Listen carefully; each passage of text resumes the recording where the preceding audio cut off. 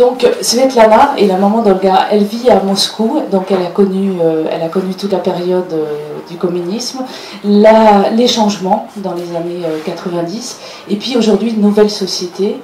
Est-ce que vous voulez lui poser des questions comme ça?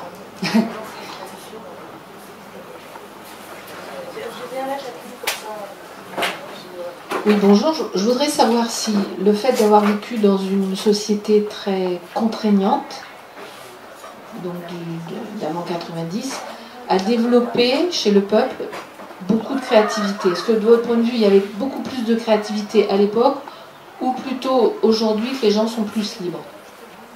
Je ne sais pas si c'est clair. Maintenant, les gens sont plus libres. Est-ce que la créativité était plus importante quand les gens étaient contraints, ou aujourd'hui qu'ils sont beaucoup plus libres?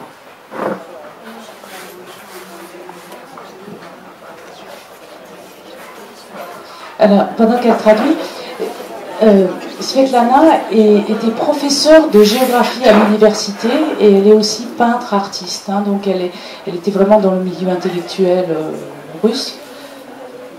Et son mari aussi, donc pour vous présenter. Je vais faire quelques précisions. Donc, elle n'est pas professeure de géographie à l'université. On est tous, mon père, ma mère et moi, on a terminé l'université de Moscou de Lomonosov, justement la géographie, département de géographie. Eux deux, c'était spécialisation en économie, une économie des pays socialistes à l'époque. C'était bien distingué socialistes et des pays capitalistes. Et moi, j'ai fait écologie, environnement, géoécologie du monde. Donc, alors maintenant, par rapport à cette question, si je fais le résumé de cette question, est-ce qu'il y a la différence de créativité ou de possibilité de russe, voilà, créativité pendant la période de fermeture, ce qu'on appelait zastoyne période, zastoïka, c'est-à-dire ce que tu as dit, zastoïka, qui s'est traduit? Donc, zastoïka, c'est comme perestroïka, mais quand on ne peut pas bouger la contrainte, voilà, zastoyne période. Et puis, maintenant, c'est ça. Мама, что ты можешь сказать? Конечно, у всех людей, которые жили в том закрытом обществе, была мечта увидеть мир и выйти за границу. Но практически это возможность имели только люди, которых вот допускали за границу, то есть люди искусства, культуры там вообще, или номенклатура.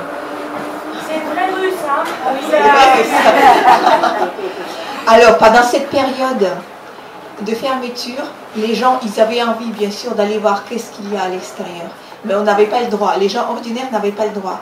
Il fallait faire partie du Parti communiste, d'être soit apparatchik ou soit komsomol, ou les gens qui représentaient l'art, et c'est pas tout le monde qui avait le droit de représenter l'art. Donc ils pouvaient aller voir ce qui s'est passé à l'extérieur, à l'étranger. Il y avait des voyages organisés toujours. Donc de culture, artistes, cinéma, tout ce qui est autour de culture, ils avaient le droit d'aller voir. Les musiciens aussi. Ils avaient le droit d'aller voir ce qui s'est passé à l'étranger. Что касается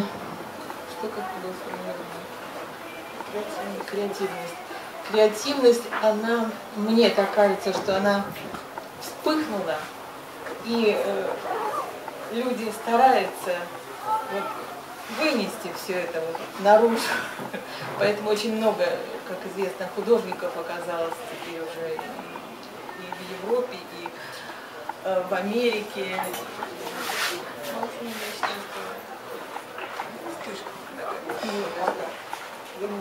Да. Вот когда началась перестройка, когда появилась возможность выйти. Donc avant, il y avait beaucoup de créativité. Donc ça, je vais donner juste ma petite remarque que avant, on n'avait pas autant d'activités que maintenant. Donc les gens, qu'est-ce qu'ils faisaient? On n'avait pas de magnétophone, on n'avait pas de CD bien sûr. Donc les gens, ils faisaient la musique. Il y avait pratiquement la moitié d'enfants en Russie qui faisaient de la musique, de la danse. C'est ça ce que je dis, c'était gratuit. La musique était payante. Mais la danse et d'autres animations, c'était gratuit. Il y avait des palais, des pionniers, qui justement, l'idée c'était ça, c'est d'éveiller chez les gens, de les occuper, de les éveiller. C'était ça. Par contre, ma mère dit, au niveau de culture, avec les perestroïka, donc dans les années 90, il y avait beaucoup de peintres, beaucoup d'artistes, beaucoup, je ne sais pas pourquoi, des gens de culture, qui voulaient partir à l'extérieur, de s'extérioriser pour faire découvrir, voir le monde et faire découvrir leurs œuvres à l'étranger. Donc il y avait l'ouverture et expansion de créativité dans ce... La libéralisation des pays soviétiques et l'entrée dans le capitalisme ne risque pas de faire perdre son âme à la Russie, et qui serait polluée maintenant, qui ne serait pas oppressée, mais polluée par tous les dérives, disons, du capitalisme, la drogue, l'argent global qui détruit les sociétés autrement.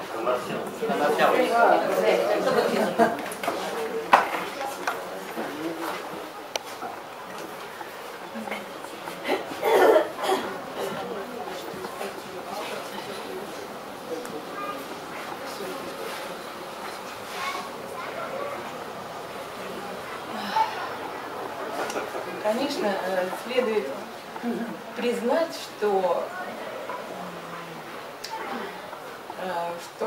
и определенная часть общества, ну, как сказать, часть общества, не vulgarная, часть общества, может быть, малокультурная, мало...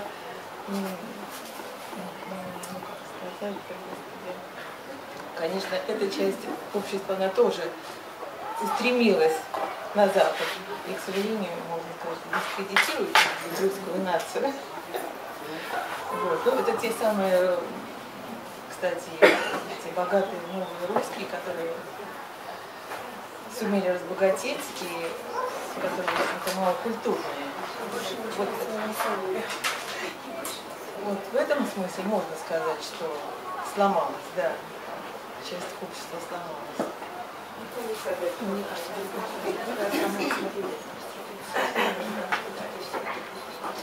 La question est très très difficile.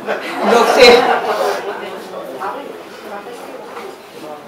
c'est difficile à répondre comme ça. C'est sûr qu'il y avait, ça posait beaucoup de problèmes.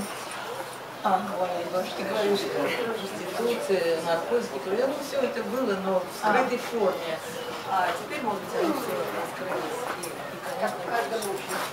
Donc, pour vous donner un exemple, donc nous on a parlé de prostitution, c'est vraiment le fléau pour la Russie actuellement, parce que les femmes, les jeunes femmes, même dans les compositions de la femme, comme le Bach, l'équivalent de Bach, ils écrivaient qu'ils voulaient avoir leur profession de prostituée.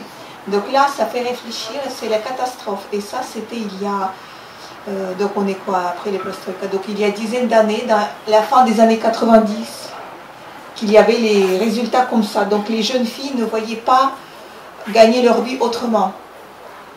Maintenant, il y a des changements quand même, il y a beaucoup d'autres femmes, et donc bien sûr, mais des femmes surtout, qui peuvent gagner leur vie autrement. Il y a un peu de tout, mais il y a les problèmes qu'à Moscou, à Saint-Pétersbourg, ou à Kiev, pour l'Ukraine, dans les grandes villes, ça va encore, mais le pays est très grand. Donc dans les autres villes, c'est la catastrophe, c'est-à-dire il n'y a rien à faire.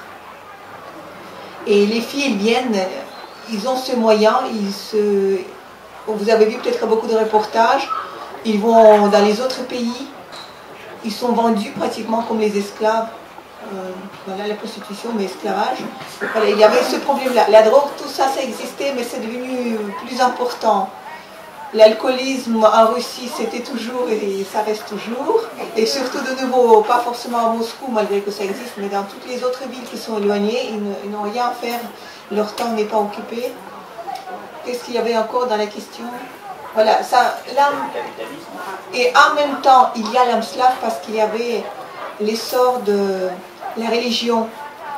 Et il y a beaucoup de gens qui avant, qui ne croyaient pas au Dieu, en fait au Dieu, ils croyaient à leur manière peut-être, mais ils avaient envie d'aller à l'église, de retrouver l'âme slave par la croyance.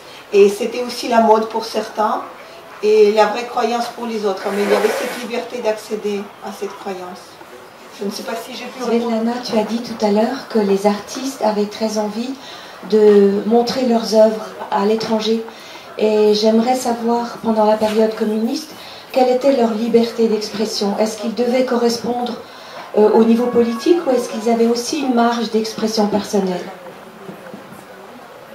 On fait une réponse très courte si on peut en faire. Donc,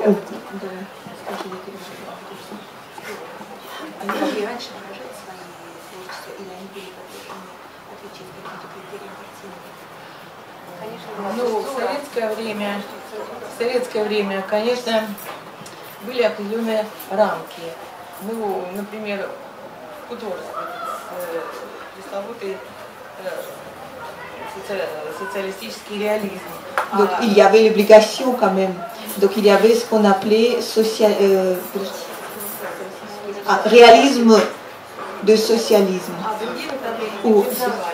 Et on n'acceptait pas d'autres directions dans la peinture ou dans la culture. Donc tout était dicté quand même par les partis communistes.